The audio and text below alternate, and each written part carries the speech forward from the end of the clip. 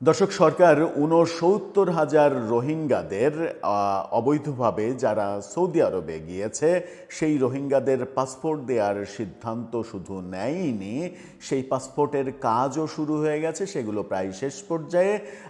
Saudi আরবের অনুরোধে কিংবা এক ধরনের নির্দেশে সৌদিতে থাকা অবৈধ রোহিঙ্গাদের বাংলাদেশি পাসপোর্ট দেওয়ার যে কার্যক্রম, সেটার সংখ্যা ৬৯,০০০।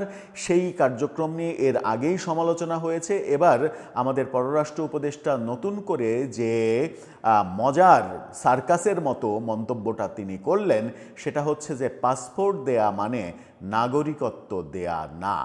তাহলে প্রশ্ন আসে, পাসপোর্ট কাদেরকে দেয়া হয়? বাংলাদেশের পাসপোর্ট কি আমেরিকান কোনো নাগরিককে দেয়া হবে, নাকি পাসপোর্ট সেই দেশের নাগরিকরাই পায়?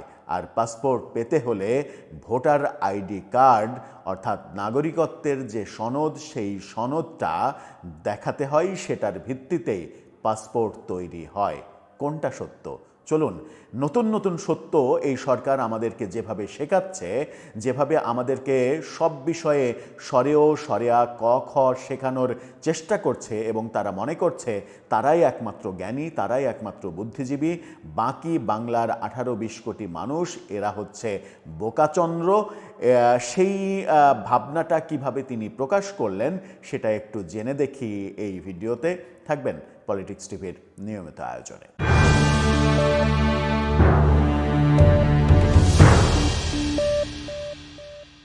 দর্শক, বলছিলাম পররাষ্ট্র উপদেষ্টার কথা। এই ভদ্রলোক বেশ সহজ সরল ভদ্রলোক। পররাষ্ট্র ক্ষেত্রে তাকে বাইপাস করে ডক্টর খলিলুর রহমানকে দিয়ে অনেক কিছু করাচ্ছেন প্রফেসর ইউনূসের সরকার, বিশেষ করে প্রফেসর ইউনূস নিজে। এরকম বহু কিছু আমরা যখন দেখছি, তখন পররাষ্ট্র উপদেষ্টার বিভিন্ন সময় বিভিন্ন বক্তব্য এগুলো কিন্তু বেশ বিতর্কের জন্ম দিচ্ছে। তিনি একদিন আগেই মন্তব্য করেছেন যে ভারত তার কূটনীতিকদের ফিরিয়ে নেওয়ার যে সিদ্ধান্ত জানিয়েছে, এটা তাদের কোন সিগন্যাল, এর মাধ্যমে তারা কি সিগন্যাল দিতে চাইছে এটা আমরা বুঝতে পারছি না। অর্থাৎ ভারত তাদের কূটনীতিবিদদের দেশে ফিরিয়ে নিচ্ছে, এই সিগন্যালটা নাকি আমাদের পররাষ্ট্র উপদেষ্টা বুঝতে পারছেন না।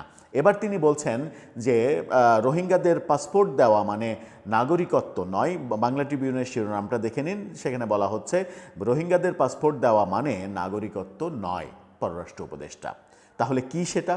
বাংলাদেশের পাসপোর্ট ব্যবহার করে রোহিঙ্গাদের সৌদি আরবে যাওয়ার প্রসঙ্গে অন্তর্বর্তী সরকারের পররাষ্ট্র উপদেষ্টা তৌহিদ হোসেন বলেছেন, আমাদের ত্রুটির কারণে প্রচুর রোহিঙ্গা বাংলাদেশের পাসপোর্ট নিয়ে সেখানে গেছে বহু বছর আগে।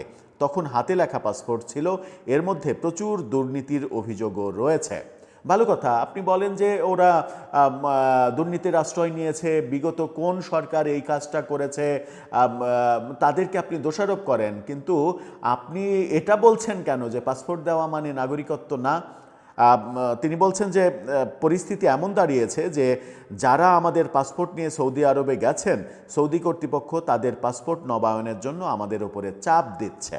ভালো কথা, একটি সিদ্ধান্ত যখন নেওয়া হয় তখন কোনো দেশের প্রেক্ষাপটে সেখানে আরও অনেক স্বার্থ জড়িত থাকে। আমরা চেষ্টা করেছিলাম যেন এটা করতে না হয়, কিন্তু আমাদের অন্যান্য স্বার্থের কারণে শেষ পর্যন্ত সিদ্ধান্ত নিতে হয়েছে এই ৬৯,০০০ রোহিঙ্গাকে বাংলাদেশের পাসপোর্ট দেয়া হবে। তবে পাসপোর্ট দেয়া মানেই তারা বাংলাদেশের নাগরিক এমন নয়। তারা কি পাসপোর্ট দেবেন? তারা কি, তাদের কি হিসেবে পাসপোর্ট দিবেন? তাদের কি রোহিঙ্গা হিসেবে পাসপোর্ট দিবেন? রোহিঙ্গা হিসেবে বাংলাদেশের পাসপোর্ট দিবেন? পাসপোর্ট তৈরি করতে হলে কি লাগে? ভোটার আইডি কার্ড লাগে। ভোটার আইডি কার্ড ছাড়া পাসপোর্ট তৈরি করা যায়? ভোটার আইডি কার্ড ছাড়া আর একটা জিনিস দিয়ে পাসপোর্ট তৈরি করা যেত এক সময়, এখন আর যায় না। সেটা হচ্ছে যে জন্ম নিবন্ধন সার্টিফিকেট। জন্ম নিবন্ধন সার্টিফিকেট সেটাও তো বাংলাদেশের নাগরিকত্বের, জন্মগত নাগরিকত্বের এক ধরনের সনদ। শিশুদের নাগরিকত্বের সনদ, সেটাও তো একটা নাগরিকত্বের সনদ। ভোটার আইডি কার্ড সেটাও নাগরিকত্বের সনদ। সেটা ছাড়া পাসপোর্ট অর্জন করা যায় না। পাসপোর্ট তার নাগরিকদেরই দেয়া হয়, অন্যদেরকে দেয়া হয় না। অথচ আপনি বলছেন যে পাসপোর্ট দেয়া মানেই তারা বাংলাদেশের নাগরিক নয়। কি হাস্যকর একটা ব্যাপার। পররাষ্ট্র মন্ত্রণালয়ের ব্রিফিংয়ে তিনি এই কথা বলেছেন যে কোনো দেশের নাগরিককে পাসপোর্ট দেওয়া যায়, এর উদাহরণ পৃথিবীর বিভিন্ন দেশে রয়েছে, অন্য দেশের নাগরিককেও পাসপোর্ট দেওয়া সম্ভব। আমাদের মূল বিষয় হলো এই মানুষগুলো মিয়ানমার থেকে এসেছে, কিন্তু সেটা ভিন্ন বিষয়। কিন্তু বর্তমানে এখানে থাকা 13 লক্ষ মানুষের পূর্বপুরুষরা শত শত বছর ধরে সেখানে বসবাস করে আসছিলেন, কাজেই তাদের ফেরত নিতে হবে। তিনি বলেন সারা পৃথিবী স্বীকার করে যে রোহিঙ্গারা একটি জনগোষ্ঠী যারা মিয়ানমারের আরাকানের অধিবাসী। আমাদের সেই দৃষ্টিভঙ্গি থেকেই বিষয়টি ডিল করতে হবে। ছোটোখাটো টেকনিক্যাল ইস্যুর কারণে এটি আটকে থাকবে না। আবার মিয়ানমার মানে রোহিঙ্গাদের নিয়ে আবার স্বপ্ন দেখাচ্ছেন। এই সরকার জাতিসংঘের মহাসচিবকে নিয়ে এসে যে স্বপ্ন দেখালো, রোজার দিনে ঘটা করে জাতিসংঘ মহাসচিব উপোস থাকলেন, তিনি তো আর রোজা থাকবেন না, তিনি উপোস থাকলেন, রোহিঙ্গাদের সঙ্গে কোটি কোটি টাকা খরচ করে ইফতার করলেন। সেই টাকাটা অবশ্য জাতিসংঘ দেয়নি, সেই টাকাটা প্রফেসর ইউনূস নিজে দিয়েছেন, তার পকেট থেকে না, বাংলাদেশের টাকা।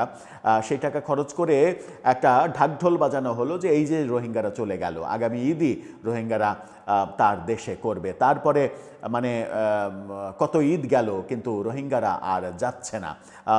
ওই সুনীলের কবিতার মতো, আমি আর কত বড় হব দাদা ঠাকুর, আমার মাথা এই ঘরের ছাদ ফুঁড়ে আকাশ স্পর্শ করলে তারপর তুমি আমাকে 3 প্রহরের বিল দেখাতে নিয়ে যাবে। ব্যাপারটা ওই রকম যে ঈদ যেতে যেতে যেতে যেতে রোহিঙ্গারা যখন এদেশে কোটি কোটি জনগণে পরিণত হবে, তারপর তুমি তাদেরকে মায়ানমারে ফেরত পাঠাবে, সেই প্রশ্নটা আসে। যাই হোক, যে প্রশ্নে আসছিলাম, পররাষ্ট্র উপদেষ্টা সুন্দর একটা উদাহরণ দেওয়ার চেষ্টা করলেন যে অন্য দেশের নাগরিককেও পাসপোর্ট দেয়া যায়। এখন গবেষণার ব্যাপার, অন্য দেশের নাগরিককে পাসপোর্ট দেয়া যায় কোন ভিত্তিতে, কোন কারণে, কোন নিয়মে, সেগুলো একটা বড় গবেষণার বিষয় এবং উদাহরণগুলোও গবেষণা করে বের করে আনতে হবে। সেটা ব্যতিক্রম কোনো উদাহরণ থাকতেও পারে, কিন্তু ব্যতিক্রম কখনো উদাহরণ হতে পারে না। সাধারণত পাসপোর্ট মানেই সেই দেশের নাগরিকের একটা আন্তর্জাতিকভাবে স্বীকৃতি, অর্থাৎ আমার দেশের নাগরিক অন্য যে কোনো দেশের ভিসা প্রাপ্তির ক্ষেত্রে আমি আমার নাগরিকত্বের যে স্বীকৃতি তাকে দিচ্ছি, সেই স্বীকৃতিটা হচ্ছে পাসপোর্ট। পাসপোর্টটাই হচ্ছে সে বাংলাদেশের অধিবাসী, বাংলাদেশের নাগরিক, সেই স্বীকৃতি। সেই স্বীকৃতির বইয়ের ওপরে বিভিন্ন দেশ তার ট্রাভেল ভিসা কিংবা যে কোনো ধরনের ভিসা সিল মারবে, প্রতিটা পাতায় পাতায় ভিসা থাকবে। সেই ভিসাটা সিল মারবে হচ্ছে আমার দেয়া ডকুমেন্টসে, যে ডকুমেন্টস দিয়ে আমি তাকে স্বীকৃতি দিচ্ছি তিনি বাংলাদেশের নাগরিক।